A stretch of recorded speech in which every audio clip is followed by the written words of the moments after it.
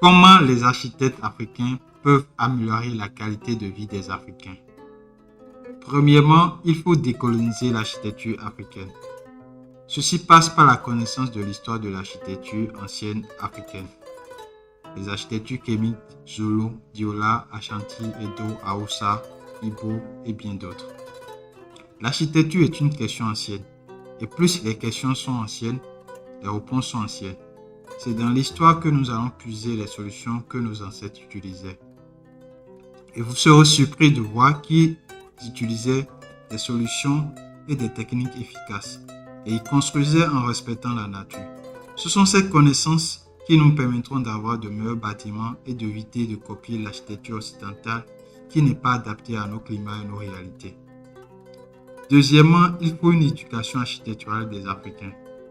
Selon une estimation de l'Institut de développement durable d'Oxford, ce sont les utilisateurs, non les architectes, qui ont conçu 90% de toutes les structures actuelles. De nos jours, sachant que les connaissances des constructions ancestrales sont perdues, la plupart des bâtiments réalisés par les utilisateurs ne sont pas fonctionnels. Il faut donc informer à travers les réseaux et autour de nous ce qui est possible. Les gens ne savent pas, par exemple, qu'on peut construire des bâtiments en dôme ou en voûte sans fer ciment. Par exemple, le village de New Gouma en Égypte a été construit selon cette méthode par l'architecte égyptien Assad Farti en utilisant la terre disponible sur le site du projet et en formant les maçons sur place. Les gens ne savent pas qu'on peut utiliser d'autres matériaux de revêtement à part le carreau comme la terre, le granito ou le bois.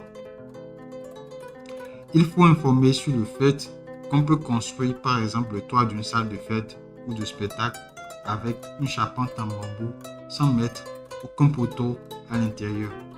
Ce sont ces informations qui sont bonnes à savoir aux Africains pour qu'ils enfin ouvrent leurs esprits aux possibilités infinies qui existent en construction. Pour finir, il faut passer à l'action. Passer à l'action, c'est commencer dès aujourd'hui à dessiner des plans en fonction des connaissances ancestrales et pousser les réflexions sur nos réalités. Les architectes ont le pouvoir de transformer les vies des populations autour d'eux et ils doivent utiliser ce pouvoir qui est en leurs mains. Au lieu de dessiner des murs de 15 cm en papin de ciment pour définir les espaces, pourquoi pas faire des murs de 60 cm en pisé pour rendre les intérieurs plus agréables à vivre sans climatiseur avec réduction des bruits du voisinage dans les bâtiments. Donc voici les 3 moyens par lesquels les architectes africains peuvent améliorer la qualité de vie des Africains. À savoir, décoloniser l'architecture africaine, faire une éducation architecturale des Africains et passer à l'action.